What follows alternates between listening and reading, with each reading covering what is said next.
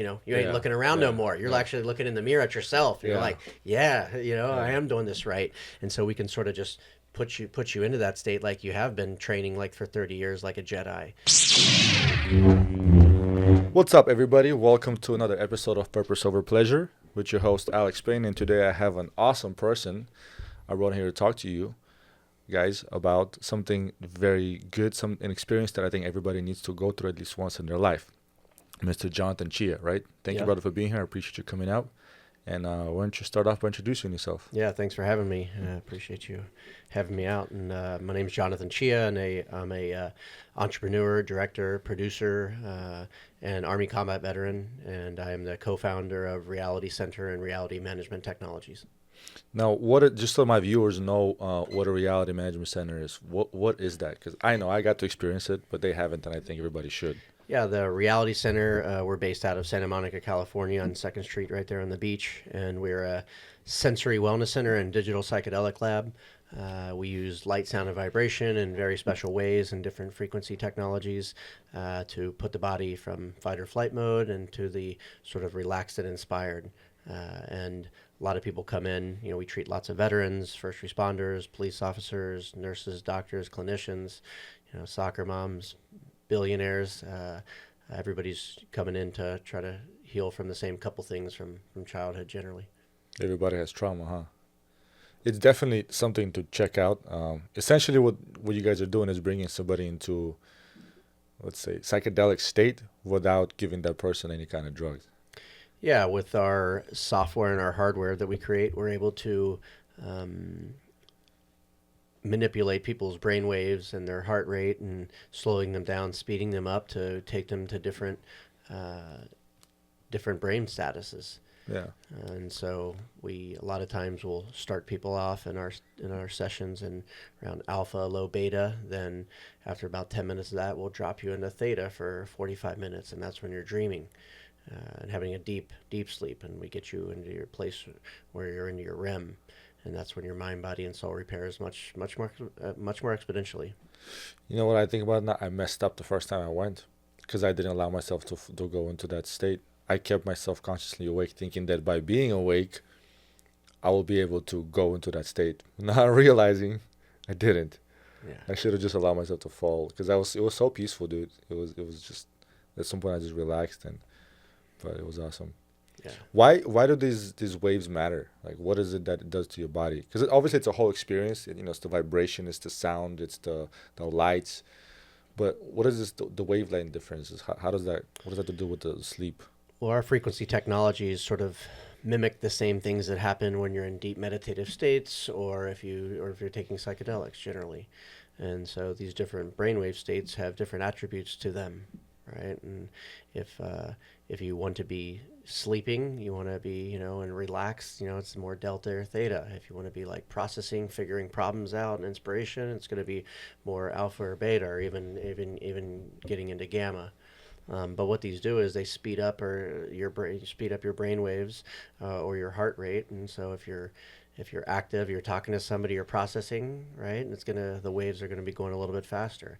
If we want you to relax, the waves are gonna be a little bit slower and longer, right? And that puts you into that more relaxing status. But what we're trying to ultimately get at the Reality Center is you're going both ways, right? You're stimulated and you're processing things, but you're also relaxed and inspired at the same time. That's the best place to be. Yeah. Not just too relaxed or not just too stimulated. What can I listen to be overstimulated? Because I'm always on the go, man. But in reality, I actually need something to be more relaxed. But is there such thing that I can listen to something, certain kind of, I guess, music or frequency wave that will make me more effective and more focused? Yeah, I think a good start is binaural beats, and it's a special way that they split the signal, and they'll put one frequency in one ear and one frequency in the other ear. Then your mind in the middle has to sort of make up for that, and it allows your brain to hyper listen into stuff and sort of get into what's called flow state. Oh, dude, I love that. And that's when your, emotions and thoughts are coming in one side and there's going out the other. Ideas are coming in and they're going out the other, right? And it's when we have these thoughts, whether good or bad, and they just, get stored in somewhere in us deep down inside, and we just forget about them. And as we go on later in life, it'll start actualizing into stress, anxiety, maybe actual physical things wrong with you. And so it's just about processing those things, moving through them, and just letting them go, and letting the new things come in, and processing those things and letting them go. It's all about flow, just like using the restroom, Yeah. right? If you don't use the restroom for a couple days, you're going to have all sorts of problems Yeah. that start, right? So flow state, when we go to the flow, for me, flow state is just being always on the go sort of thing, but always accomplishing these things throughout the day. Let's Yeah. say it's the moment I wake up, the cold shower, the workout, et cetera, and stack those days one after another, stack those weeks. So yeah, I kind of go into a flow state. Is that the right definition of flow state? Because I feel like when I'm the most productive and things are just going, I'm crushing it. That's a flow state. Yeah, Is that the right? That's way to look generally at the idea behind it. If you're in this flow state status at the time, I don't know. Some people are just busy, right? Yeah. I wouldn't say that my wife that running around, chasing the kids around, cleaning up for them, Yeah. taking bath, moving on one thing to another. Like, yeah, she is in flow, but are you in that like perfect flow state status where you're making all these decisions, very well? You're dealing with them, you're moving through them. Maybe not sometimes. That's why we Okay, might so- go grab a glass of wine at the end. Yeah, At the end. yeah. At the end of that We all night, have right? those days, yeah. Glass of wine, man. You drink often? I actually just stopped for my New Year's resolution. Really? Yeah, Q4 was quite stressful, Uh-huh. and being in a startup world, yeah, and having little kids, you have a few drinks, a couple drinks a week. Yeah. Okay. But yeah, me and my wife are getting, or me and my fiance are getting married in April, so we decided Congratulations. to go a little bit, a little stretch, Yeah. at least a couple weeks, maybe a month, no drinking. To prepare for that, I think it's a good idea. shed a couple pounds, Yeah. look a little bit more cut. You know what? Um, When I stopped drinking, 2 times I did 30 days or like a 45-day cleanse. First thing you realize is you lose weight. You lose all that excess little Yeah, it's belly anywhere weight. from 5 to, it could be some people. Depends how much you drink. Yeah, it could be 50 pounds of water Yeah. weight that you're just carrying around Yeah. from you just from drinking. My kids are back in grade school now, and so we're around a lot of couples, parents, Yeah. and we're hanging out on the weekends, and a lot of people drink seltzers, right? Yeah, that's and, me. And beers, and that'll keep you full and bloated and full with water pretty much all the time. Do you say you don't drink coffee or energy drinks? No coffee and energy drinks. How do you stay? Well, do you never have days where like, damn, I'm like getting burned out, or like I'm sleepy, I need an energy boost? Do you have those days? I think there's just a lot better things with better results now, and not a crash and come down or with sugar in them, or some of the things like that Red Bull or any other energy drinks has. There's adaptogen drinks now with like the one I'm drinking right now. Shout out to Recess. It has magnesium, Yeah. and adaptogens, and infused sparkling water. Right? Adaptogens? Yeah. What is it? And Adaptogen? so it probably has some maybe like mushrooms like lion's mane or cordyceps or reishi that have these different sort of Yeah. nootropic results. I noticed a lot of these micro dosing companies that start blowing up. I don't know. I'm not sure if it's because of Joe Rogan, but then also reading about it, that knowledge has existed for a long time. We just haven't been using it. Like we know of mushrooms, a different kind of mushrooms that not necessarily like you take out the psychedelic part, right? Actually, the actual health benefits that make you focused, that make you more productive, more dialed in, make you feel the right way. Like we had that knowledge for centuries. Like our ancestors knew.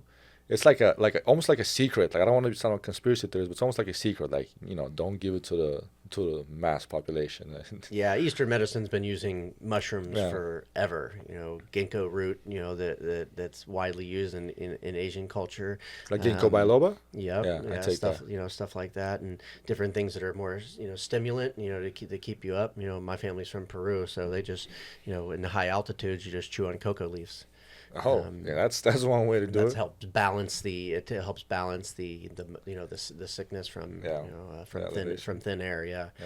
Yeah. But I think just a lot of information is coming out. The power of social media and people being able to share their stories when CBD we were some of the first people to really start and champion CBD.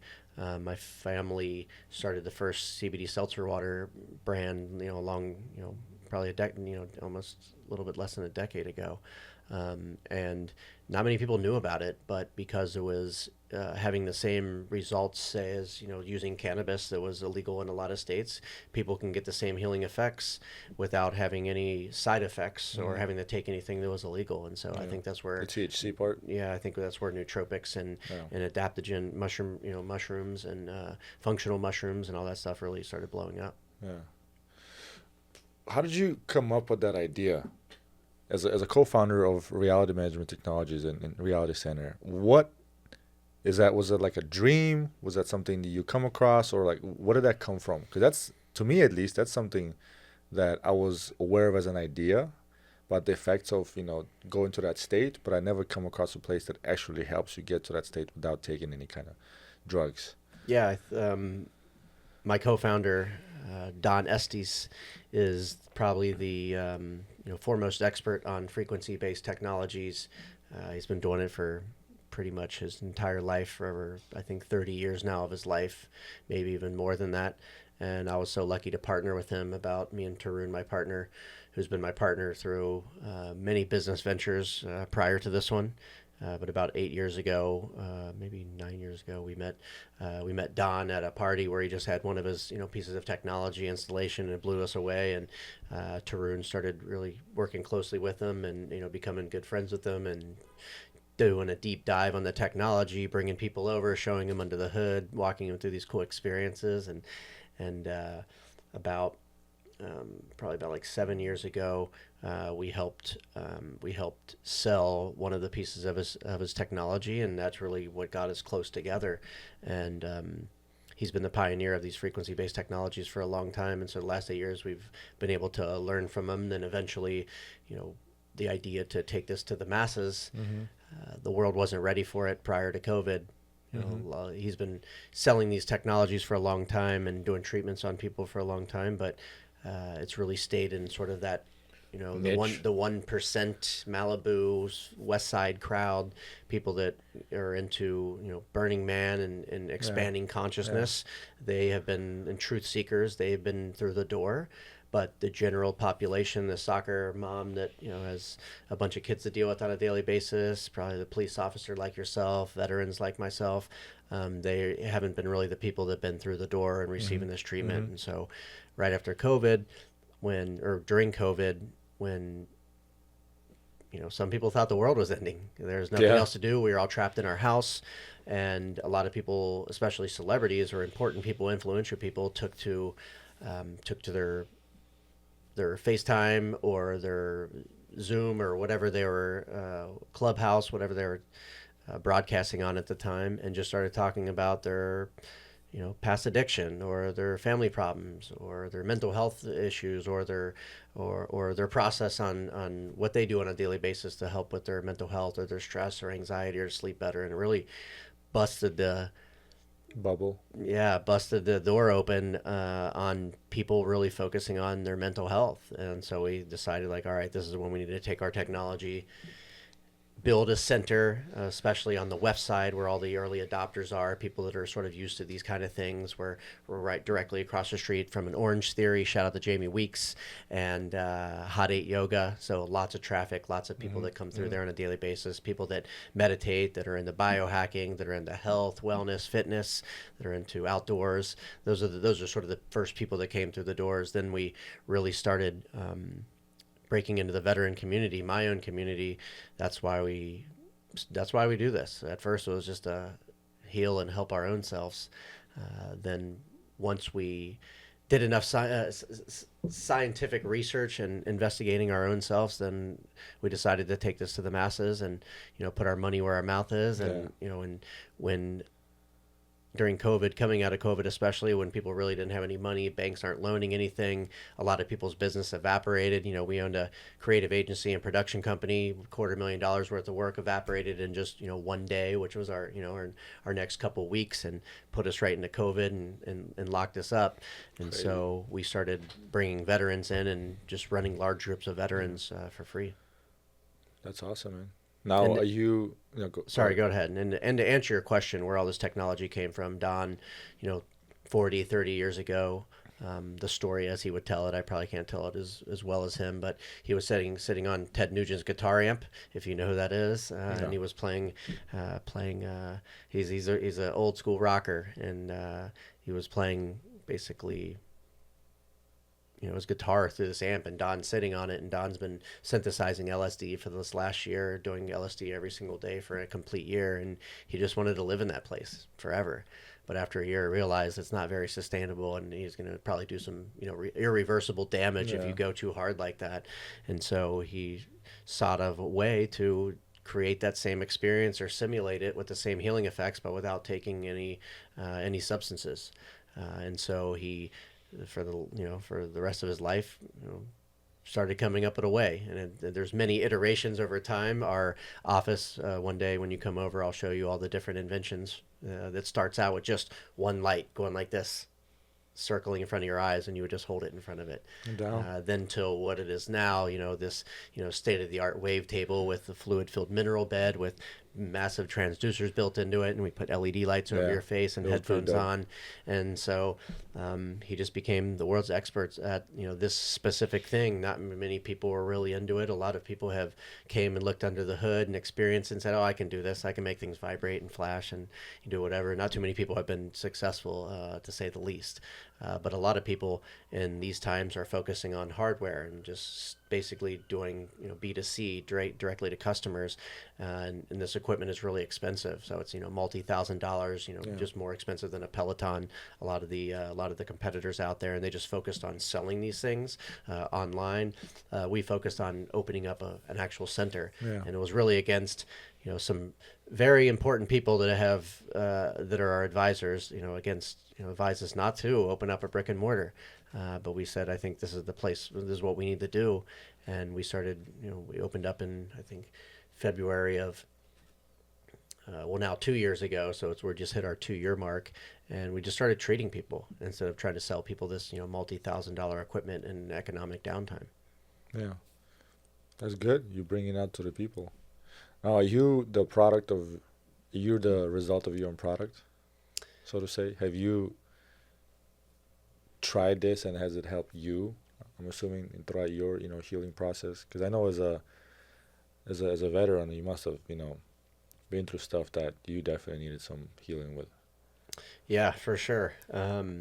Yeah, I spent a lot of time. I spent 15 months in Iraq with, I did one tour, 15 months straight. Army, infantry.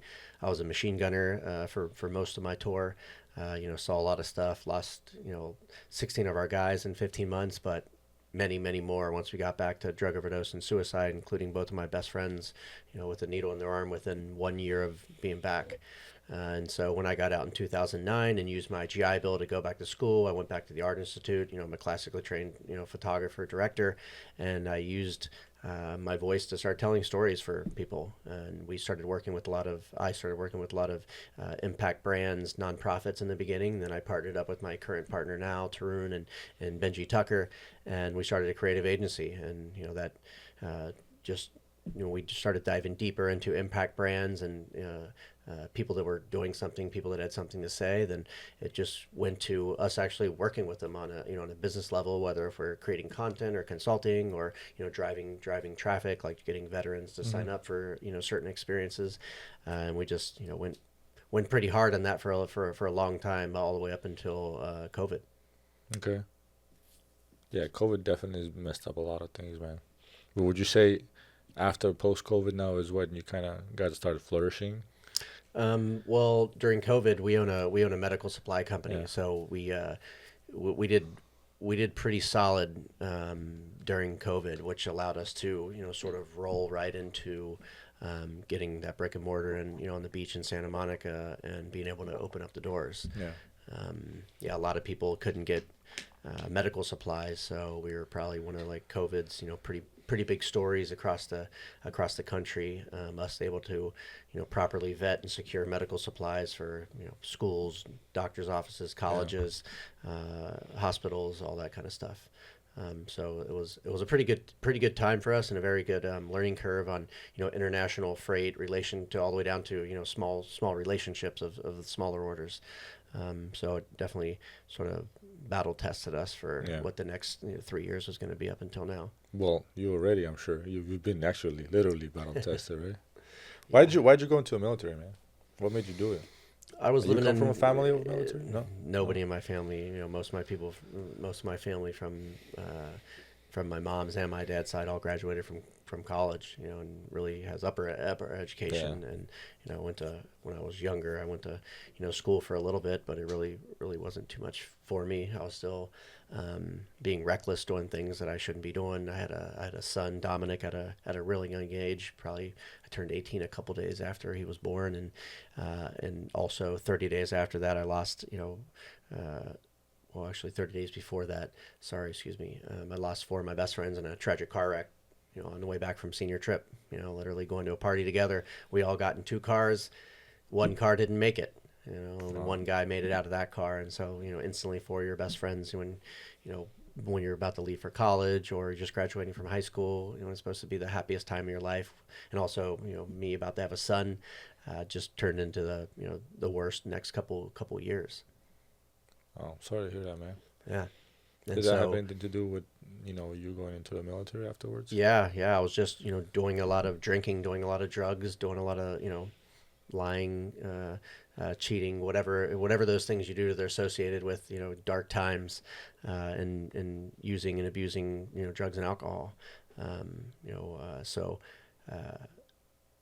really didn't feel comfortable even around my family anymore. Like they were ashamed of me, and so I think when I hit 24, and it was either like what do you want to do? You want to go to jail and continue down this road? You want to do something with your life? And so I decided to sign up for the military, and I didn't know much about it, so I didn't have any direction. My family was never in the military; they couldn't have any advice for me, and so when talking to the recruiter, went in there, I said put me right there in the action, and sure enough, less than 2 years later, I was right there, in Iraq, Baghdad, with a machine gun and M4. So, and you've been to actual combat, right? Yeah, we So- got flown right into Baghdad. And That's 6 years of doing all the stuff that you were doing, right? All the dealing with the trauma in a very unhealthy, unproductive, borderline, illegal. I don't know what it is. Everything, like you said, everything that comes with it. 6 years of that into choosing to fighting for your country and for freedom and straight into combat. Like those are two different worlds. yeah, Wouldn't you say? How did I feel?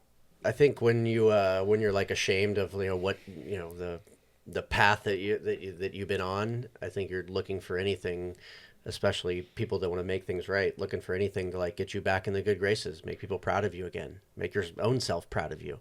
And I think that was probably one of the most honorable things I could have done at the time. You don't have too many choices in Cincinnati, Ohio, as far as what you're going to do in the career fields there. It's not like here in California where there's tons of entrepreneurs. There's all these different new businesses popping up on a daily basis.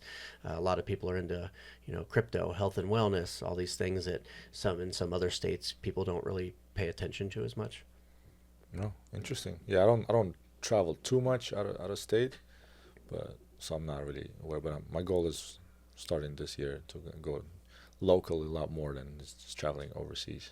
Yeah. How was it? How was your experience in the military? You said you were 15 months straight, and that's one tour, right? Yeah. In Iraq. Yep. With just a week break in the middle. Like you get to go home for a week. Yep. See your family, and mine happened in month 2. So I had the rest 14 over a year. Yeah. over a year. It just felt like an eternity. And I think when we basically you go to basic when you're infantry, you go to basic training for like 4 months, and that's at Fort Benning, Georgia, home in the infantry. Then you get your duty station, and my duty station was Fort Lewis, Washington. And so you get flown out there, train with your unit for a little bit. We're infantry, so we're on the shooting range every single day. Yeah. Blowing stuff up, training to go to Iraq, training to kick doors, learning how to shoot, move, and communicate with, as teams and What squads. year was and, that? This is in '06. Okay. And so this is when Bush, I'll never forget. We were training, and when you train with a unit for a year and a half, you're wound up pretty tight, and you're like you're ready to go. And especially coming off of 9/11 and the first surge, America, wanted revenge. Basically, every single person in America at that time wanted some revenge. That was like And the last time we actually felt united.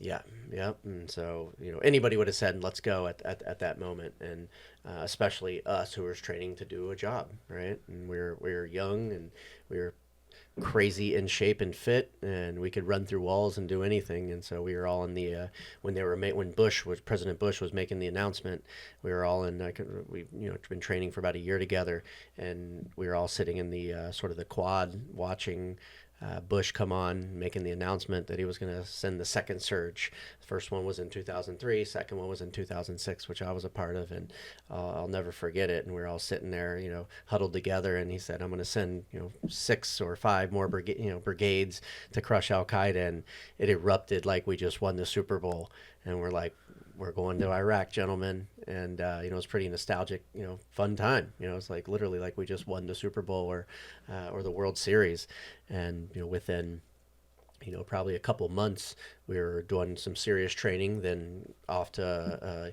you get flown from. We started in Fort Lewis, Washington. Then we get flown to Bangor, Maine.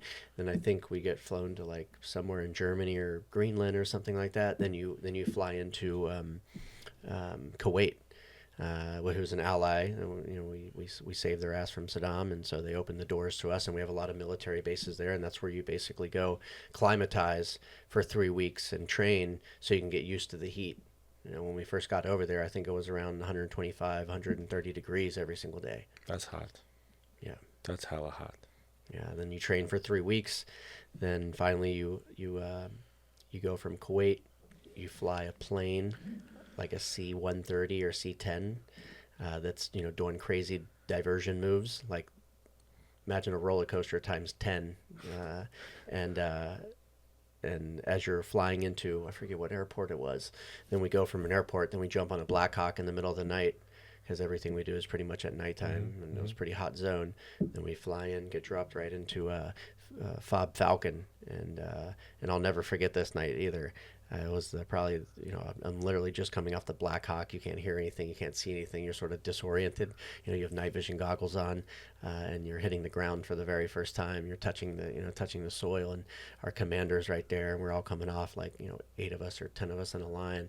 And he shakes my hand. He says, "Welcome to Baghdad, gentlemen." And within probably 30 seconds, the loudest explosion I've ever heard in my life just goes off, followed by a bunch of more explosions. So we were getting hit with explosive, what are those, mortars or rockets at the time, and then we were shooting counter battery out then, and so within 30 seconds of being on the ground in Baghdad, I was on the ground with my helmet, already, and then the first 4 months we were at that Fob Falcon, and it was, we were getting mortared every single day, rocketed all, on a bi-weekly basis. People were dying in the portalettes or in the chow hall because the mortar would just come through the rooftop, and our op tempo of our missions at that time, you're supposed to do 1 day out in sector, 1 day back for like QRF, quick reaction force, or a refit, then 1 day sort of like rest where you can go to the gym and get showers and all that stuff. But the op tempo was so fast, our sector was so hot that there was like weeks where we didn't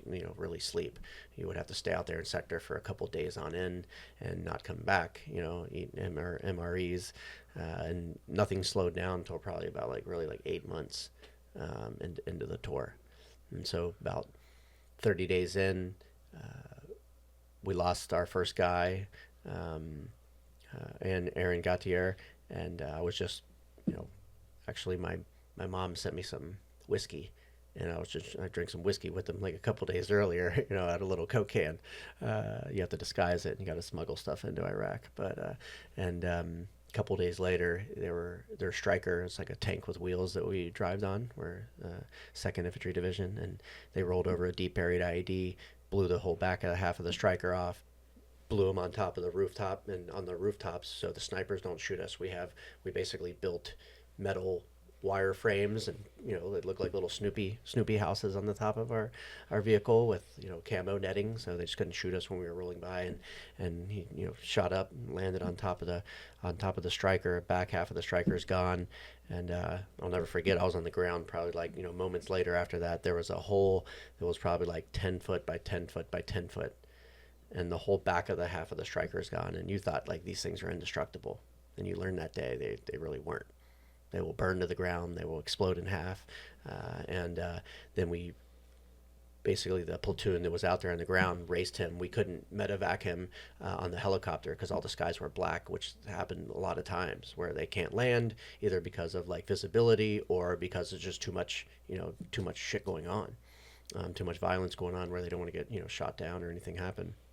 And so we had to ground medevac him, and I was rolling with our commanders, and we basically just tailed the platoon and, running over pretty much everything, 12 kilometers on the way to the green zone where the hospital was, just on the wrong side of the road, running over checkpoints, running right through stuff to try to get him there. And we went there, we took him up to the hospital, and probably within 1 hour, the commanders came out, pretty much, in tears. We lost our first guy 30 days in.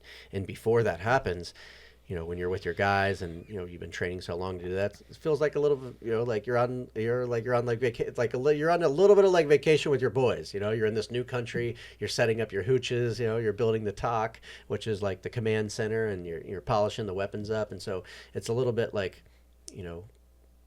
different when nothing has happened. And when the first guy dies 30 days and you're like, oh shit, we're not in Kansas anymore, and things get sort of really really depressed. And that day, once we went back, there's like this little like mini chapel. It almost looked like a little mini mausoleum that like a wealthy people would get sort of buried in by themselves.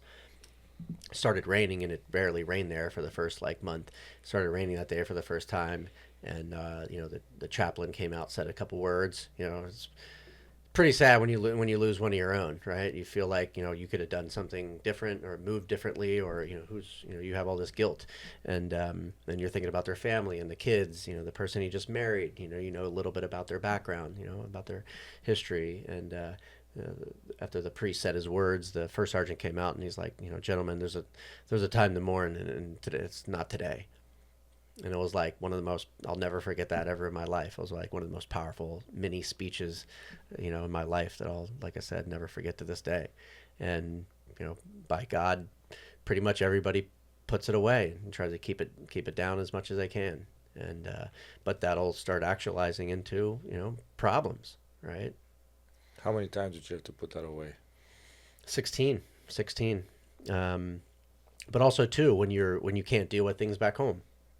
Right, you have a child back home, you have bills, family, whatever, and you sort of feel powerless. You just have all you have is a little phone bank and a little in a Connex 40-foot trailer, and all you do is call back home and try to control things as much as you can, which is generally pretty hard when you don't have any control.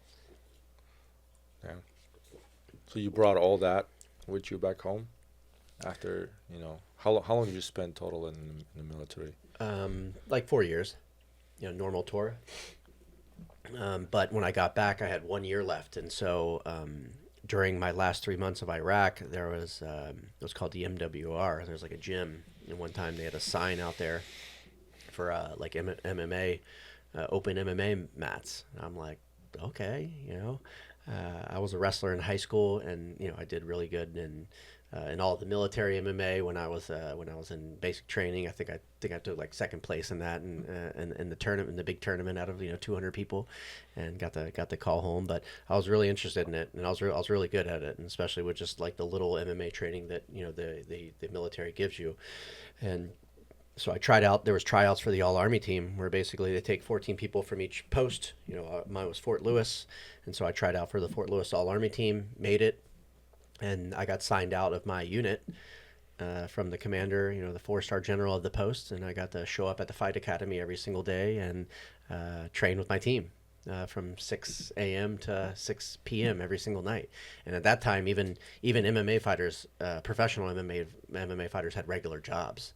At that time, you weren't getting really paid that much yet, even in the UFC, 10, 15,000 or stuff like that. And so being paid for the military to train MMA for 12 hours a day, even past that, it accelerated, how fast we learn really quick. And I think when I went to the Fort Lewis tournament, I think, Tim Kennedy was in the tournament the year before that. Really? Yeah, he was, a badass, UFC fighter. Yeah, Green Beret, black belt, exactly. sniper. And so that's the type of level of people that were in these all army tournaments. Is that how he became? Do you think that's how he became? Went from being Green Beret to probably. I don't know. octagon? I don't know the exact backstory if he was if he was a wrestler growing up, but I'm sure it had a lot to do with it. He's a savage, man. I follow that guy. I know a few of my friends actually know him really well. I never met the guy, but I follow him. He's pretty hardcore, man. Yeah, super good dude. Yeah. Yeah, I met him out at a SHOT Show a couple years ago out in Vegas. Yeah, those are fun. SHOT shows are fun. That's crazy, man. So coming back home, 16 of you guys dead, right? How did you deal with that? Yeah, and that's where I was leading into with the MMA story, being on the Army team. When I got back out and we had 1 year left, and the new guys were coming in, the fresh guys that never went to Iraq together, and training the new guys up. I didn't want to train to go back to Iraq again. I was done with the military, and so why? Just because 15 months and losing a lot of friends, and sometimes you don't have the greatest. Sometimes you would have solid leadership, and other times you would have just like complete pieces of shit in charge of you, and so it just made it really tough on a daily basis sometimes. And I'll definitely give them that I wasn't the easiest soldier to manage at times, but I was good at the things you were supposed to do. Shoot, moving, communicating, and all those things are actually what a soldier's supposed to be proficient at. I was very proficient at. You knew your job. Yeah, but when it came down to maybe calling them sergeant or not calling them by their first name, or little petty things, right, that most people could oversee, because when we ran in the morning, I was the first one, in the front of the line doing all the things that was supposed to be my job. But there's a lot of ego in the military too. So really? They were good at paperwork. I was actually good at shooting and moving. Mm-hmm. Yeah, that happens often. I think that's amongst men. That's very common competition. Yeah, and so sorry not to cut you off. No, but, of course. And so my last year being able to train MMA, and also we were instructors at the Fight Academy, where there's level 1 and level 2 combatives that pretty much every military person has to go through before they go to Iraq, at least level 1. And it's like a week. You have to learn like 32 jiu-jitsu moves, some throws, some holds, but at the end there's a punch drill where basically the instructors have boxing gloves and you do 4 rounds, and the intensity picks up, and you have to the students have to go in there and do a couple 3 different holds and hold us there for like 3 to 5 seconds as we're trying to basically bash their face in, and as you get to round 4, we're going full on at them. There are lots of bloody noses and stuff like that by the end of the week. But it's really it's not the beat them up or anything like that. It's really to desensitize people before they go to Iraq. You don't want to be literally the first time you get punched in the face when you're actually in war. Yeah. So it's shout out to Matt Larson. Started an amazing combatives program with the Gracies, and it's been really awesome for the military. And so that last year, I got to do something I loved, and put my whole heart into that, instead of just sitting out in the bush and in the rain with these young guys, sort of playing Army training to go back to Iraq. And so I was pretty blessed where I got to do that my last little stretch, and I loved it. I enjoyed it. Like it was literally my life. That's why I moved to California to continue that career, train with Flavia Almeida, who was like one of the top jiu-jitsu practitioners in the world at the time, at a Gracie bar in San Clemente, where I was living at the time, and just started to go back to school. So it was really just go back to school. And I was going back to school not even to become a director and a photographer, but to be a chef. So what inspired that? That first day when I was sitting there and I saw these young kids. I was way older than everyone. I was 28 going back to college, and I saw these kids, the young kids in the culinary program, just with slop all over the front of them, pushing the door open with the garbage cans and like dumping out the garbage cans. And I'm like, damn, that looks like it sucks. And, and my family's not wealthy. They're not going to give me a restaurant like somebody would on the other end. And no bank's going to give me a loan for a restaurant at this time. I just got out of the military. I don't even have any credit really. Yeah. And so I just, looked down the list and made my decision. I was like, you know what, digital photography, that sounds a little bit cleaner. And, maybe I can be a freelancer and I wouldn't have a boss. And that's what I that's what I went into. Okay. Yeah. Then within a couple months, I was already answering. Once I got that camera in my hands, I was like, I'm gonna go be a professional. All these kids are sort of in class raising their hands, like, what happened if somebody steals my photos? Asking very basic, questions that amateurs ask at the time, and I'm like, man. I'm thinking so far past this already, and I was thinking like, how do I land my first big couple celebrity clients? Yeah. And that was on my mind, like that I was working with this layer of people. And when I was growing up in Ohio, and you're ADD, dyslexic, your parents are divorced, your dad's an immigrant from another country that barely speaks English, and your mom's an alcoholic, then later on addicted to many different substances, and I really didn't have like a place. Felt like a place growing up. Some of my friends were really smart. They're like, "Oh, you're going to be an engineer. You're going to work at Procter and Gamble. You're really good at handwriting and teaching people stuff. You're going to be a teacher." I really didn't have that, place. I'm like, all right, I guess I'll be a salesman. I love talking to people, right? And generally, that's where I sort of gravitated towards my first couple jobs out of high school and college, and so that's what ultimately. I wanted to do something that was cool, that would make people proud of me, especially working with like celebrities or important people or influencers or whatever it's sort of called these days. And so pretty quickly I started working with some pretty cool brands, some pretty influential people, and that really sort of jump started my career. I caught a couple breaks, some lucky things along the way. One day I was.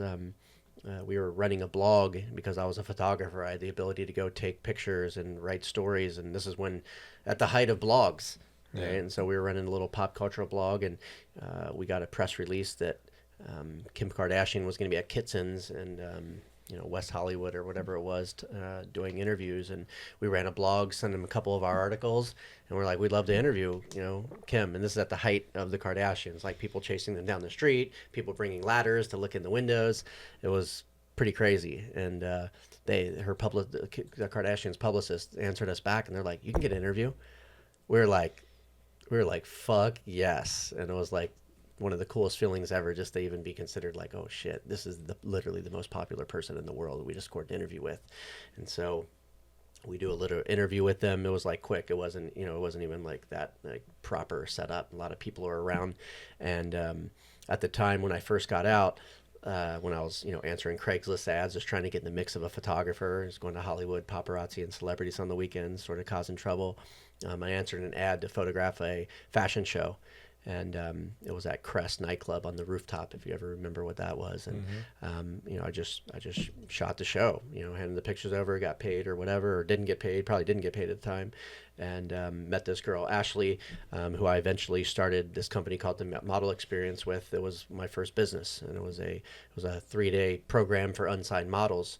Because there's so many people that are coming in trying to be actors or models, so there's lots of leads that are coming into this area, especially Los Angeles. And she went to FITM, and she had sort of a micro business plan, and I helped her evolve that, and we evolved it together and sort of turned it what it is now. I'm no longer a part of the company, but it's still running to this day, almost 10, like maybe going on maybe 12 years later, and so we.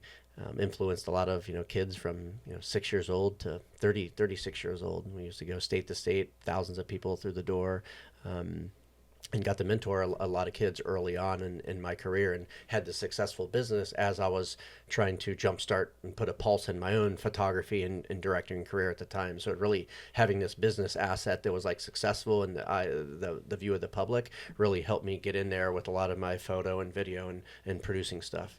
Yeah. How was your mental health throughout all that? Because I noticed you said multiple times, make people proud of me. From going into, the 18 to 24 when you really went downhill after your four friends passed away, to go into the military because you felt it's the most patriotic thing to do to make people that you love proud of you. Coming out, going to the field, picking a job, again, you said make people proud of me. Is that a driving force for you? Or, and if not, like what is your driving force? It was for a long time, right? Or at least that's, like what I thought. But I think like when you do great things with success, I think it's all obviously attributed to like people looking up to you or being proud of you. And I think once I had some success in the military, right, and I saw that, it's like it's like a drug, right? You get your endorphins and your serotonin, your dopamine, and all that stuff going. Where people are like, "Oh my gosh, John, that's amazing what you're doing for this country." And I wanted to just continue that. I just felt like I continued that feeling. And when you get out of the military, it's when you're in the military, it's like you're Superman, right? When you're firing on all cylinders. But when you get out, it's like you lost the ability to fly. And sometimes it can lead down this depressing road where you're like, wow, I already did my most amazing thing that I'm ever going to do in my life. The most proudest thing from 18 to 24 years old. When really that shouldn't be true. That should just be the beginning of your career, the beginning of your life, and you should use all that momentum and those deep experiences that you went to propel all the next things. And that's what I did. I used all the things where I could have, and not saying that I wasn't using substances or drinking a lot of alcohol or doing things that I also shouldn't, not being respectful to my relationships and the maybe my girlfriend, maybe my girlfriends at the time, but I got to use all that as an outlet and being to service instantly when I got out, as soon as I hit the ground. And I just sort of snowballed all that success and all that momentum into all the next things I kept doing. Is that, you think, why the reason why a lot of veterans go down the dark path? Because they don't take that momentum and then transfer it into something else. They just get stuck in, my best years are gone, my life is over, I don't have anything, I don't have meaning, I have a kind of sort of a midlife crisis. Or why is it that all veterans, a lot of veterans, and I've seen it myself, as soon as they get out of military, dude, it's like everybody has forgotten about them. Government's forgotten about them, families have forgotten about them, and they come back with so much trauma, like you. Mm-hmm. You lost 16 of your friends, right? Come back with all that after serving your country, and then you just, I don't know what your experience is like, but a lot of times it's like, you're nobody now. Yeah, a lot of times you feel forgotten about when you just dedicated your whole, you put your life on the line for it. And when you get out, you realize that, it's the government and you're a number, right? And you're actually replaceable. When they told you the entire time you're not replaceable and you have to be here, you have to be here at the certain times. And so it's sort of a mind fuck, when you get out, when you're thinking you join this sort of lifelong club, but the club isn't the government. The club is all these other clubs when you get out, whether it's the American Legion or Disabled American Veterans or VFW or the Knights of Columbus. Like I'm in. Those are the basically it takes us to save us crowds, right? Because the government's not going to come and save you. Right. I get disability. I'm able to go to the VA and get health services, but a lot of things that are working and are effective now, they're not even offering yet. Right, and that's why the Reality Center exists. That's why all these nonprofits that are on psychedelic retreats to different countries like Mexico and Costa Rica. That's why they exist. How has it helped, or maybe give me an example, or in your experience, how did they help the veterans that you work with, the first responders that you work with, the reality experience? Well, when you go to Iraq, and I just actually noticed the other day, to give you a quick example. There was, my daughter's 2.5. There was fireworks that went off, and it pretty much traumatized her. And I didn't know. I was, just out in the backyard. More fireworks were going off, and she put her hands on her thing, and she, on her head, and she got really quiet and timid, and just that one. And so the week later, she hears another bang, and instantly runs and goes and hides. Just from one experience like that. And so from having that over and over and over, it just sort of deregulates your nervous system, right? Where it's really out of whack and it's really hard to balance past those times. And meditation is obviously the best way to balance your nervous system. But for people to go through a lot of trauma, it's hard to just close your eyes and get into a really meditative state where they're seeing the actual healing effects of that stuff. I'm honestly struggling with that. Like, one of the goals that I have not accomplished last year, and last year I accomplished a lot. It was my best year so far. One of the goals was to really pick up meditating. I couldn't. So maybe I'm doing it wrong. I tried meditating today. I really tried. Um, how do you meditate? Maybe you can give me some pointers. Like what do I do?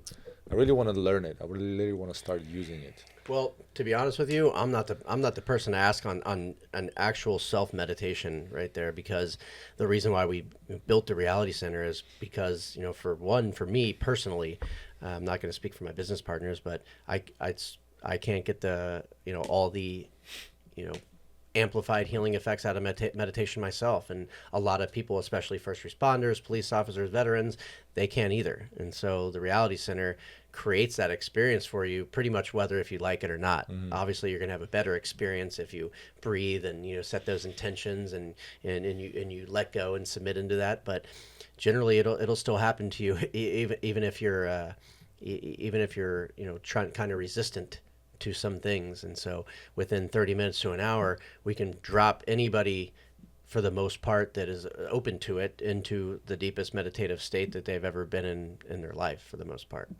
And we do that by using frequency-based technologies, light, sound, and vibration that's synchronized, and your eyes are closed. And we do the sort of, part of the lights going back and forth. It's the same thing like what EMDR does. It's really being widely used. And, I just had a talk with the clinical director, the father at Homeboy Industries, right? Oh, Father Greg Boyle. Yeah. Not Father Greg, but the head of his head. Oh, okay. Greg's basically number two. Yeah. And he said every single clinician there is certified in EMDR, and it really blew my mind. What is EMDR? EMDR is just the lights going back and forth. Sometimes you always don't need the lights. You can just use a pen going back and forth.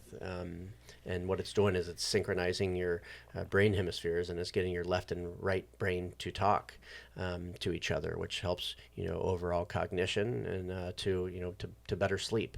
And so it's a tool that psychologists use with their clients to help get them into a deeper meditative state where they can be into that relaxed and receive mode more, and instead of in a heightened state of anxiety all the time. And when you go through trauma, it's stored somewhere in our body, and if you store it long enough, it'll start actualizing into stress and anxiety. Then later down in life, if you don't purge those emotions and let them flow, just like using the restroom, it'll start actualizing to maybe deeper issues with you. And so things like meditation to psychedelics on the other side, golfing, working out, all those natural things that creates jumpstarts your own body's natural ability to heal itself. It's creating these own healing mechanisms inside yourself, right? And but the reality center, we use 25 years of neuroscience to sort of put you there and make that happen. After you take psychedelics, you want to be less stressed, less anxiety. So we just put you right into that place. And a lot of times it just shows people that have, deal with, checking their heart like this. I know, maybe a friend that always like touches their heart around here, like, because they have anxiety, their heart's beating, they have heart palpitations that like literally they worry about on a daily basis, and it takes over their life and becomes a big part of their life. Yeah. Right. And so ours will just allow you to relax that for a little bit and finally be in this space where you're like, wow, I've never been here before. But it shows you that you can go back to that place, just like after you do a workout. When you first go to the gym and first day in the gym, weights are a little wobbly, you might be looking around, maybe a little embarrassed or something. But after you get into that groove for 30 days, you're just you ain't looking around no more. You're actually looking in the mirror at yourself. You're like, I am doing this right. And so we can sort of just put you into that state like you have been training like for 30 years like a Jedi. And on one side it'll help lower stress, anxiety, and put people on a better path to sleep, but on the other side, a lot of people have a spiritual experience that gives them come to term with phobias, or they see loved ones on the other side that they're having survivor's guilt with, and past trauma. They're able to address it and move through it. And because why meditation, if you put meditation on one side and psychedelics on the other side and sort of us smack dead in the middle, is because all of them just separate the mind from the body. And when you separate the mind from the body and you rise to your higher self, you're able to process or look down, metaphorically speaking, look down upon your whole life, all your decisions, how you move, and you're able to address a lot of things in milliseconds time and move through it. And so some people that might be like, holding on to stuff that they don't even know they're holding on to about their mom or their dad, or, things that happened in their past, they're able to be like, wow, why was I mad at mom? Like, why was I mad at dad? Why was I holding on to that, survivor's guilt? It wasn't my fault, and people are able just to let it go. And so when people come out of their sessions, they feel like they lost a couple pounds. They're able to breathe easier. There's less weight on their heart, right? Then they go home and their relationships are better. They're sleeping at nighttime. They wake up the next day feeling refreshed and reset. And so really getting people to that place to where they can have that aha moment where that lightning bolt strikes them and they're like, I'm going to marry that girl, or I'm going to take that job, or I'm going to quit my job and I'm going to move and, live in Bali for the rest of my life and be a meditation coach. Yeah. That's the best thing and result that I want for people. It's counterproductive to business, but I hope I never see anybody ever again. And I look at them, seeing them on social media and they're out there living their best life, and their life is forever shifted once they came and saw us at the Reality Center. I'm excited, dude. I'm excited for next week. We'll pick a day next week, and I already told my fiance about it. She's excited because that was a pretty dope experience, and I really want to experience it again, but outside of any kind of work or just on my own time. Just relaxed, just wearing comfortable clothes. Yeah. A couple of you guys came in with with your guns and suits on, and so. And especially the detective, when he had his suit on, I'm like, oh, he's probably going to be the toughest one. He's still got his suit on. He's actually one of the most mellow guys. Yeah. He's for sure. But it's just almost like a metaphor. Like anytime we have had somebody come in and they try to lay down with their suit jacket on. Yeah. And I already knew. I was like, well, this is going to be a little tough one, really? To chip through that one. Yeah, because they can't even get comfortable in the space. Yeah. If people get comfortable, they just come in. They're like, oh, can I take my shoes off? Yeah. I already feel relaxed. Give me some water, Jonathan. That's what I felt like, dude. I was like, oh, just have this. I wasn't comfortable. I like being in comfortable clothes. I wear comfortable clothes all the time. And just maybe that was a factor, but I don't know. Whatever it is, I'm gonna come in like a cloud, dude. I want to be all floating. Well, when you do have your weapon, in Iraq or any time, we couldn't have our weapon 1 foot away from us at any moment. Sometimes you go in the portalette and you put your weapon up against the thing. You come out the portalette, your weapon's gone. You're like, oh shit, this is about to be a bad week. Oh, everybody's gonna get smoked, right? Everyone. It happens to everybody, man. Yeah. When you need to keep something, imagine if you had to keep your phone with you more than 1 foot for a year, or you're just done. It's hard. It's hard to keep next to you. That's a weapon. That's a lethal tool, man. So when it is there, you have that mental connection with that. When you show up in uniform, and you just come off the street, you have that mental connection with you for a bit. And so by going home and saying I'm done with work, taking a shower and taking those clothes off and getting us some Jordans and some sweatpants, it mentally just washes that away and prepares you to go into your session.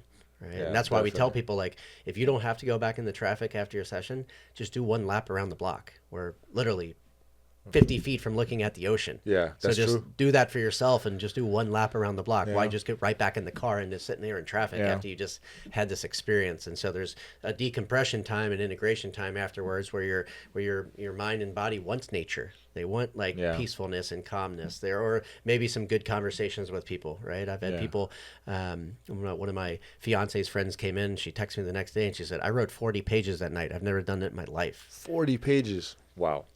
And so it unlocked and opened up some new things. That's crazy. And when you go through why that happens, is the science behind it is when you go through trauma, the brain hardens and it stops the neuroplasticity, right? And then neuroplasticity is attributed to, imagine, extreme neuroplasticity is like a child.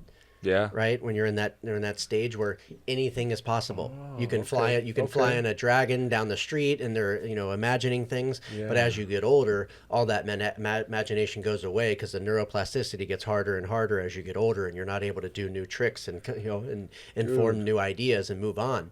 And so if you get if you're 18 years old and you get raped and molested by somebody in your family, or an explosion happens to you, that brain hardens and it basically fuses, that time period just fuses to your identity for the rest of your life. And so some friends that did drugs at a young age, and you go back and see them. When I go back hometown, and when I go and introduce some of my friends from high school and to my wife, they're like, what happened to these guys?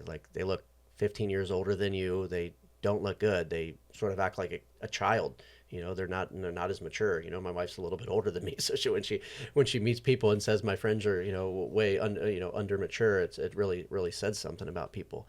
but they're not able to move on from those times in their life.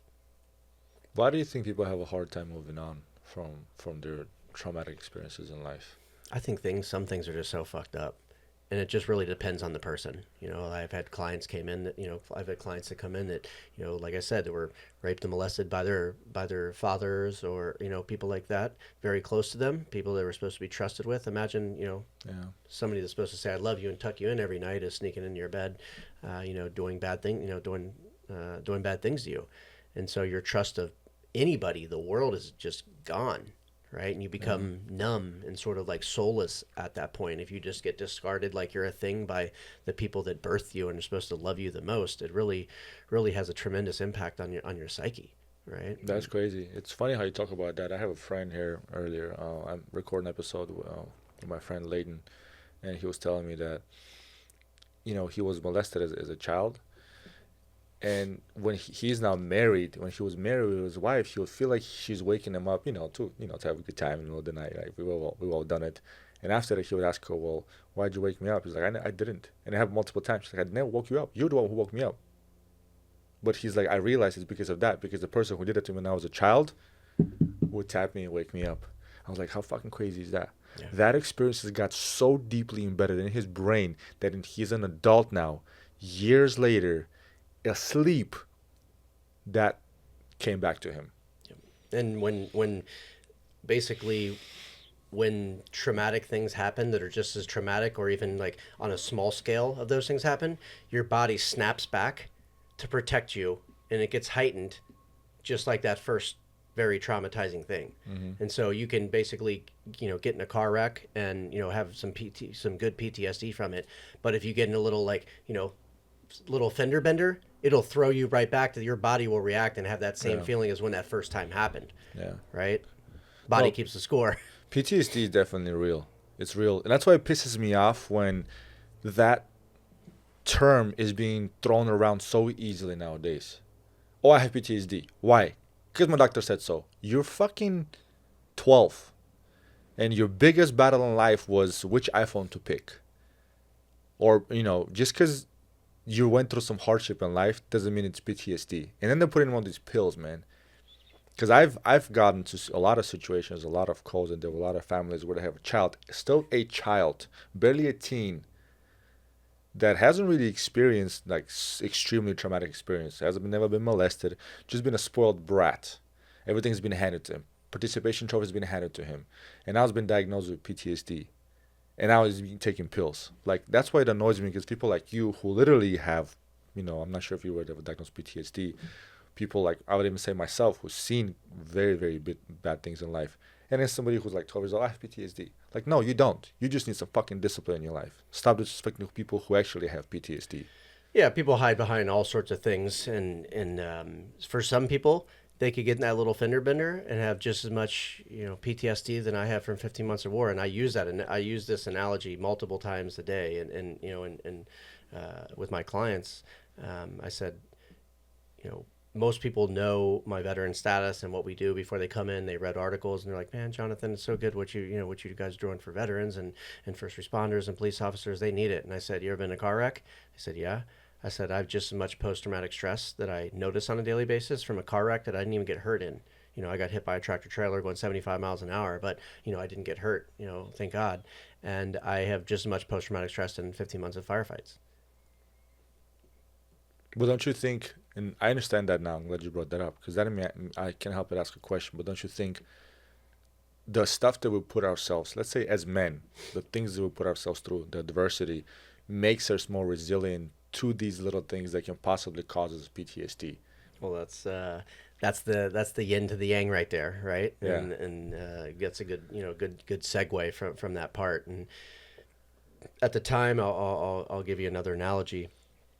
And I think this helps people realize and pull them where they're basically using their trauma to their strengths at that point. I said, the first 30 days in, when I lost my buddy Aaron, and if you would have gave me that magic genie lamp, I would have probably rubbed it to remove myself from that situation and gone right back to whatever, shitty life that I was living at the time, right? But if I did, I would have been taking away everything that was meant to happen to me to forge me into who the fuck I am today. and we wouldn't be sitting, right here. Law enforcement and military talking about mental health and well-being. This didn't happen a couple years ago, Yeah. right? And so, and if I took away everything that was meant to happen to me, all the hardships, the stuff from my childhood through my military career to starting my first businesses here, and and raising the new the second half of my kids, we just wouldn't be sitting right here. And a lot of what I've done, we talk about Superman, had not having the ability to fly. You just use all of that, all of those hardships you've been through for all of your power moving forward. And that's where I gain all of my most strength, my motivation, and everything. Like you said, motivation was to make people proud of me, right? I had a lot of things that I was trying to right wrongs from my past, but once I moved through that, and I'm not connected to anything in my past anymore. I'm not trying to prove anybody to anything. I'm not trying to be successful anymore. I'm not trying to work with the biggest celebrities anymore. That time, that period in my life has passed, and now I'm hyper focused on this one thing that we are doing now. Creating a world renowned center where people are coming for all different things to try to heal themselves or to accelerate their lives. And on the other side of that, there's the technology side where we're doing amazing things with in partnerships with all different companies and using our technology for all these different industries.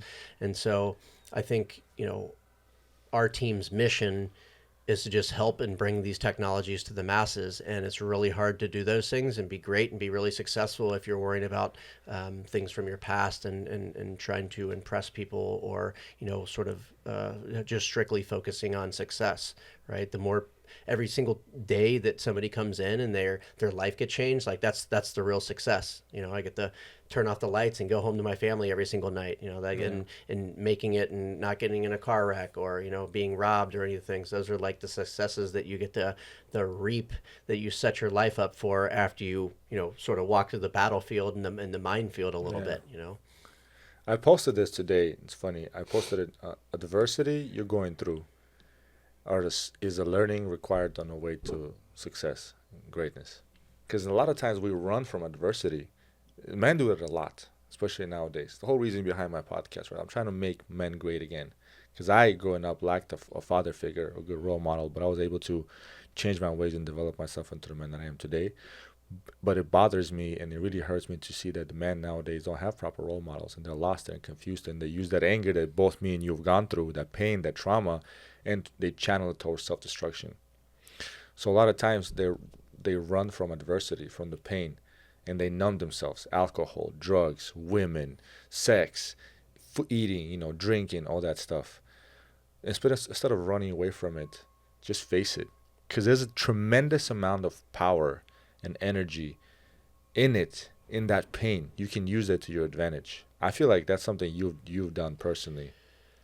On a daily basis, I'm still battling those demons, but what I do is I just try to put it into my work in this thing that I'm doing, service to others, to humanity, and it just really helps me, like helping other people walk through the fire and come out the other side. Like I've already done that a bunch of times, so I have all this data, I have all this information, I have all the experiences, and I tell people all the time, veterans are one of the most important pieces of this new modern mental health movement. And why is because most veterans went to war through 03 to 09, right?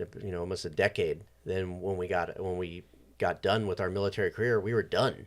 We weren't on the front lines anymore. We didn't have to be tough. We didn't have to carry around guns anymore and do our job, unlike law enforcement, doctors, nurses, clinicians who are still on the front lines fighting a fight on a daily basis. And so you guys don't have time to be weak. You guys don't have time for mental health days off. You have to run seven 12s in a row as a nurse charge nurse, right?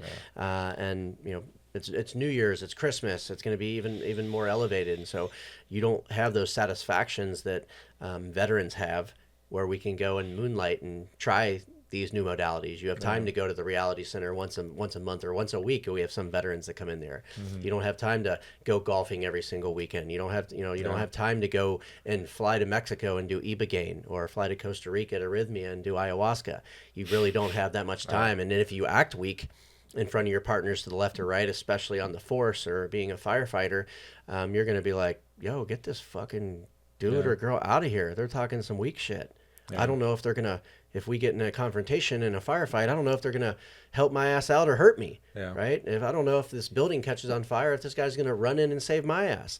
And so people just suppress that, especially in first line responders, and they just suppress it.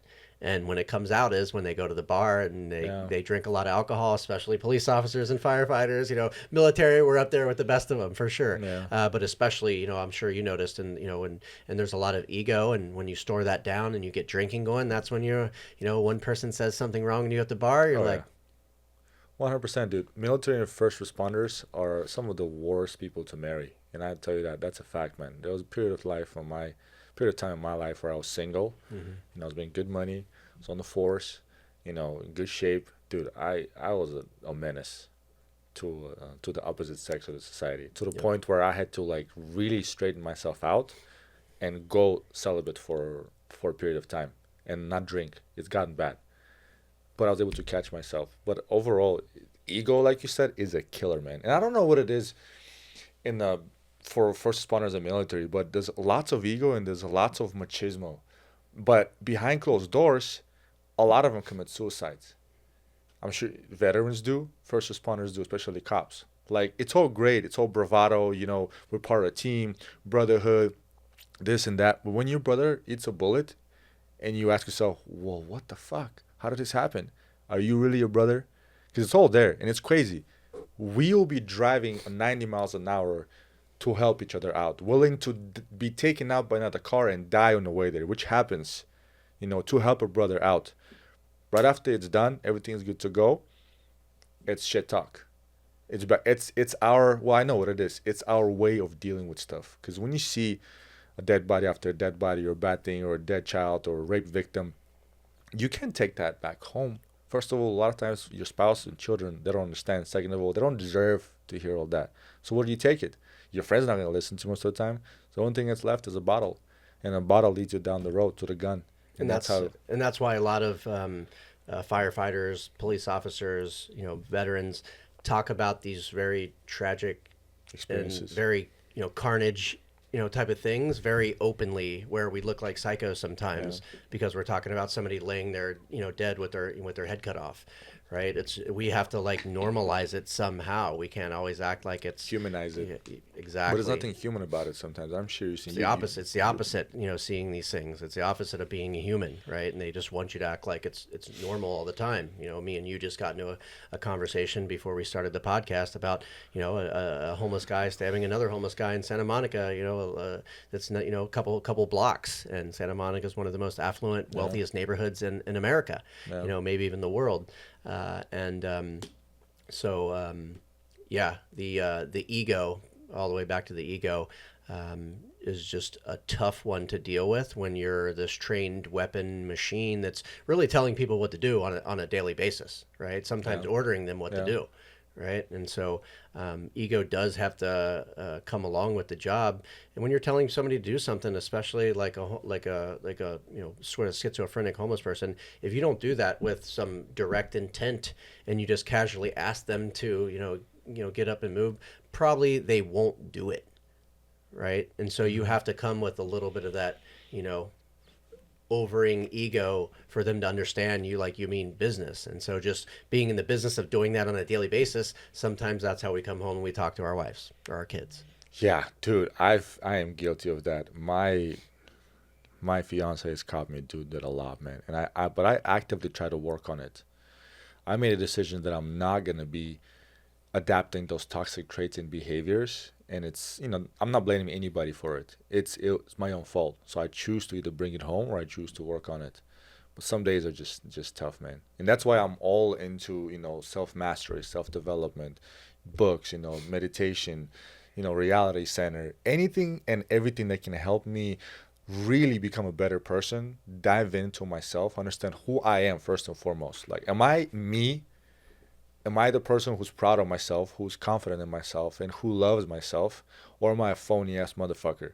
And when you really look yourself in the mirror and you can tell, like, I'm proud of you, like, you've accomplished shit and you can do more, and you're confident, love yourself, you will then be confident enough to do things that you want to do. But if you look yourself in the mirror and you just, oh, you fucking fat, or I hate you, I don't even want to look at myself in the mirror. How are you gonna go about the world and try to give something where you're not even confident with yourself? And there's a lot of phony ass dudes out there nowadays like that. And and part of it, when I say, I was trying to make others proud of me, and ultimately it's about making my own, making me proud of my own damn self. And that was the sort of like the last hump to get over. Where after, over a decade of doing what I do with my partners now, we can honestly say we've done some, some pretty amazing things to where we're really comfortable with our place in life, Yeah. and we can just move forward and look to the future and, and battle these things together.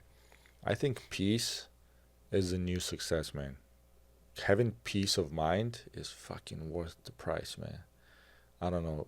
You might disagree with me. For some people, it's money. For some people, and a lot of accolades are fun. We all want to drive nice cars, eat at good restaurants, and have nice things, right? And have a certain status.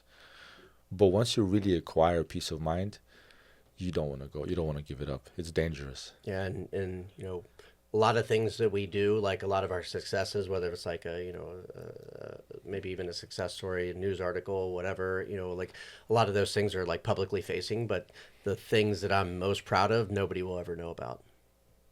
That's crazy, isn't it? Yeah, we have to be mindful of that. You really gave me an idea to think about right now. A lot of things you're proud of, or all things that people don't know about. That's true.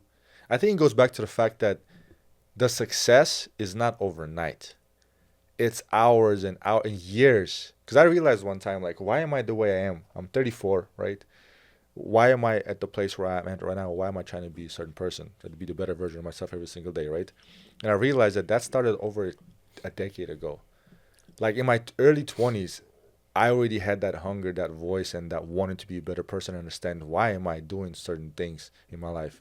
And slowly, over the period of 10 years, where people think, oh, well, he started doing something, or he started his business, he started his reality center, and overnight success. No, that's over a 10-year period where you really had to have some adversity, learn a lot, put in a lot of work, overcome challenges, and become the person that you are today. Yeah, I had many business ventures with my business partners before this one. If we didn't have the capability to communicate and move through tough times for those first businesses, we wouldn't have made them. We wouldn't have made it to this point where we're Yeah. at all. Yeah. In other words, you have to go through all that. Yeah, they say 10 years to an overnight success, and it's not like you're going to read, any of these books in here, Rich Dad, Poor Dad, or, highly effective, 7 Habits for Highly Effective People, and you're just going to be this new person. You pick up these tools along the way, and as you start utilizing these tools and making them your own, then you start evolving as a person. Right? Yeah. On a spiritual level, on a more interconnectedness with other people, in your health and wellness, your communication habits with the people you surround yourself on a daily basis. You learn each time, and generally the things when we make the biggest fuck ups and the biggest mistakes are where we have the biggest learning curve. And Yeah. you're like, oh, I'm never gonna talk to her like that ever again, or say that, or I'm not gonna approach somebody like that ever again. I'm not gonna do this thing ever again, and you really don't know until you make those mistakes, and you can correct yourself after that, and for the rest of your life you'll never do that ever again. Yeah. It's just like, you're around some bunch of people and you're talking about fashion, and they're like, I love your Versace dress. And they're like, you mean Versace? Yeah. And you got embarrassed, but you're never ever gonna get that wrong ever again in your life. So it's good. It's a good analogy. Yeah. Well, you know what they say, wisdom comes from experience, but experience comes from making mistakes. And that's why, like, And most even people are scared to make mistakes. yeah, and even being like a parent now, right, where my kids don't have to go through, especially my younger ones, they don't have to go through the same things that I went through. Right, we're trying to make the best life for them. Give them this great thing and all these opportunities, to where when I was young, I didn't have any of these opportunities, and so it's like, all right, do I shield him and protect him from all of these the same things that I went through, or do they need just the right amount of adversity in hopefully not trauma, but trauma generally most of the time, Yeah. to get them to that level where they need to be, and hopefully you can get them to understand your experiences so well that they feel like it happened to them and they'll never make that mistake ever again. That's tough. That must be tough, man. Because you don't want, I was just talking to one of my buddies who's, pretty conservative, didn't like smoke or drink anywhere through high school or college. And I said, how did you do that? And he's like, my dad said, well, before we started high school, if I find any drugs or alcohol in this house, I'm not going to say anything. I'm just going to take you to jail. And I said, all right, that was scary enough to maybe not make those moves when I was younger. But do you shade those things and not let them go through those things? I don't want my son or my daughter or anybody or any of my kids to, the first time they're drinking a beer is with somebody else, or smoking a joint with somebody else, or experiencing some kind of thing. So it's like, how do you balance that without like introducing them, being like, all right, here are these things, and introducing them, but also say there's like a balance to all that stuff. So that's a tough one that I'm going to have to be dealing with, again, as our kids get older. So how much do you want them to experience in life to forge them into who they're meant to be? Without shielding them away from too much or stuff. Without having them going down too dark of a path. Did your parents have anything to do with the fact that you in the beginning of your life took that dark path? I think when your parents are divorced and your mom's a waitress and she doesn't make that money, and we went to a Catholic school, and so my mom was a single mom with three kids, and we went to my dad's on the weekends, and I think when you go over your friend's house and they have like two parents in there, and they're like, all right, you want Kool-Aid, and you want us to make you sandwiches, and they're holding space for those kids having that moment, right? And when you have a single mom that, like, we were just like babysat a lot, and she was working in the evenings and night times, and we really didn't have that there all the time.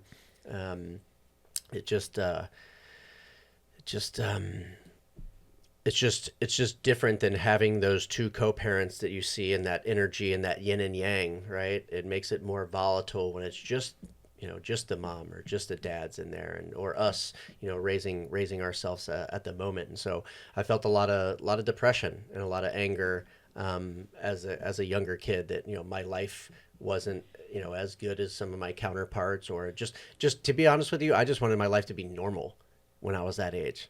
I didn't want a big house. I didn't want my mom to have any crazier of a car. I just wanted to be normal, have normal dinners every single night. Both parents show up together to your sports games. Like, those are very powerful things that went out the window for 60-70% of a lot of kids growing up. Their parents are divorced. Maybe dad doesn't show up all the time. Maybe mom doesn't show up all the time, and this is a void where a lot of kids have, and it creates a lot of heartache, depression, which leads to stress and anxiety, and all hyper arousal, all those things that kids get. Then you add in like sugar and energy drinks and all that stuff, and it's just a really a hotbed time for depression when you didn't have all these tools. I didn't know, like, all right, if you have anxiety, go out and walk. If you have deeper anxiety, go out and run. Take magnesium before you go to magnesium before you go to sleep. It'll help you sleep better and calm you. Like, we didn't have all these tools and these outlets. So when you're young and in high school or college or grade school, it just comes out as acting out. You're talking to people too much, or you're in the woods smoking cigarettes, or starting to smoke weed behind the house, or whatever it is. So it just comes out as different things. And when you do those things at a young age, you just looked at by like a dumbass from your adult counterparts. You're like, he's on a path to nothing. Yeah. Right. Do you still have any resentment or any regrets from that, or do you make peace with your parents? I made peace a long time ago. My mom was an alcoholic. Pretty much my whole life. She went through a lot of trauma from her mom growing up, and just didn't get the tools like we have now to deal with those things. And so drank a lot of wine as a single mother. Then later on in life, when she was a nurse, she met a guy, and it was terrible piece of shit, and later on got addicted to opioids, sort of in that 1998 time when it was the biggest boom. But we didn't know much about it. I was experimenting with different like, extracurricular party drugs, but I've never did heroin in my life. I still have never even seen it to this day, right? This is not something I was ever around, so we really didn't know how to deal with it or really to help her at all.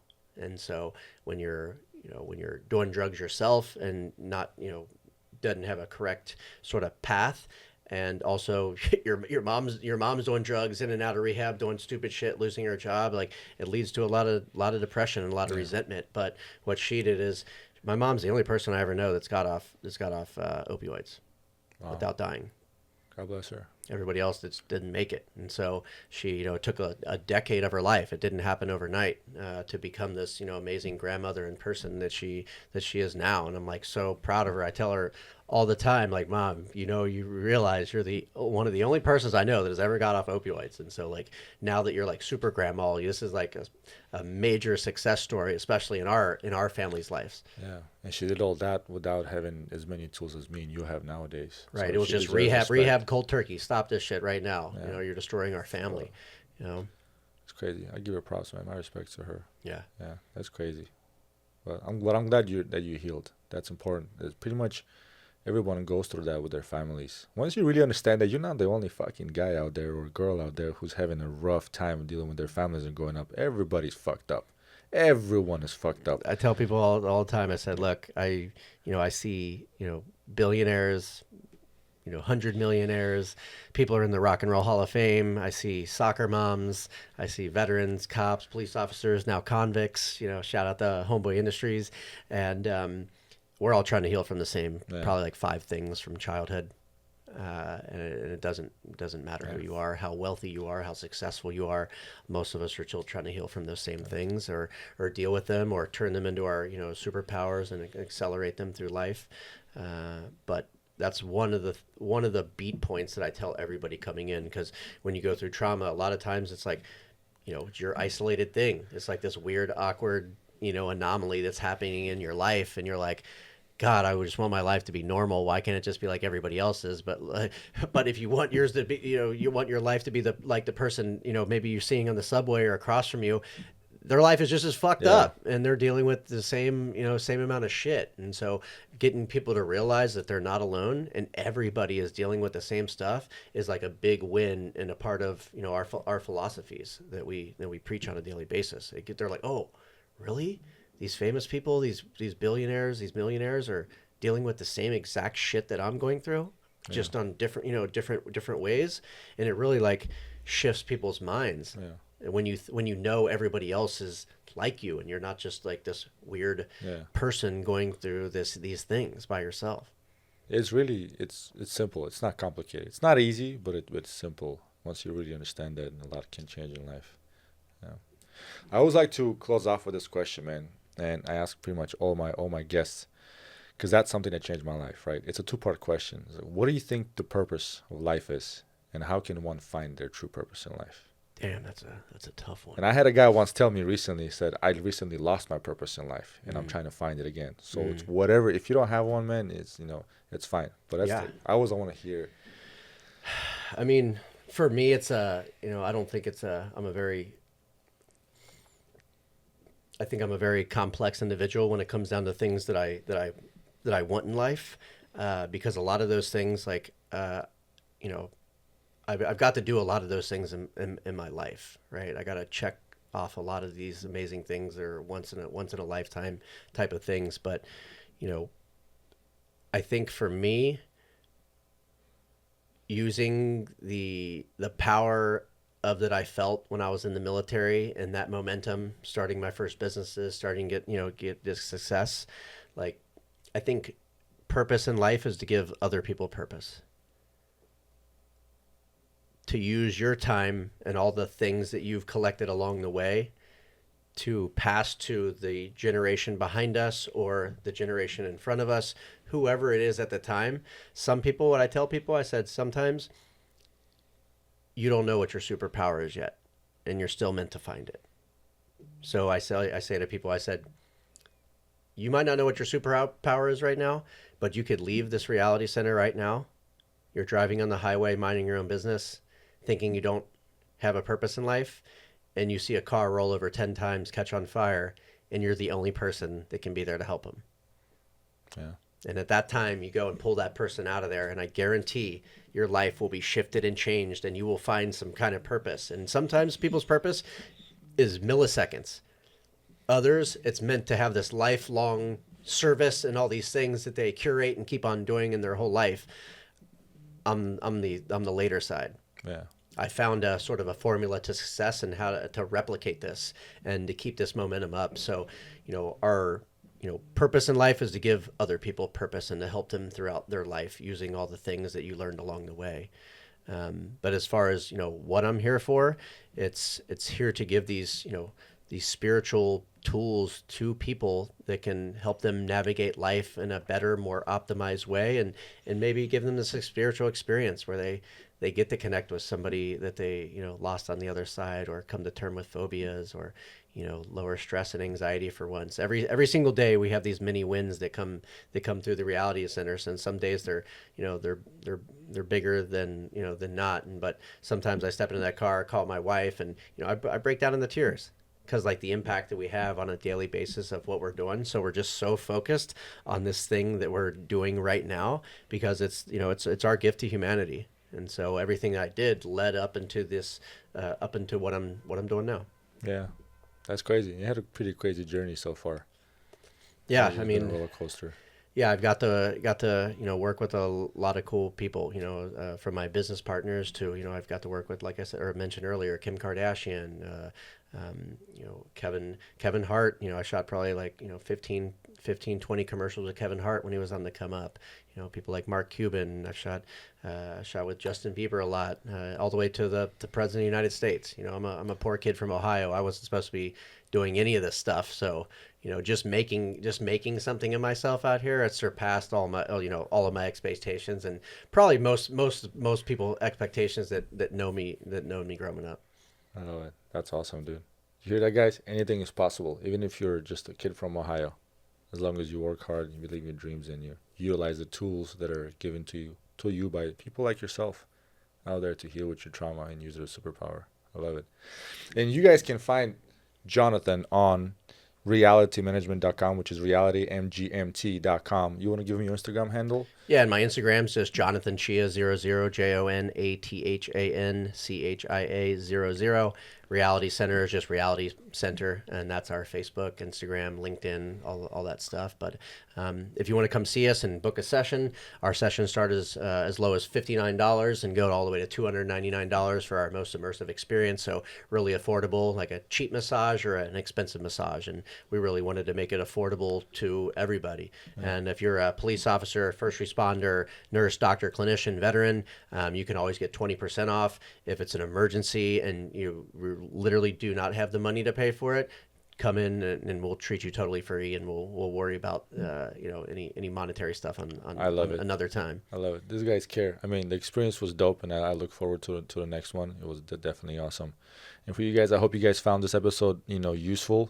I personally did, man. Thank you for sharing your stories with us. Check out my man on his website. Book your session, because you guys are going to need it. I mean, it's awesome. Just be open to the experience. And if you like anything we talked about, please click share, subscribe to our channel, and be part of our journey. Jonathan, I appreciate you, my man. Thank you for having me, brother. Appreciate you. We'll do this again.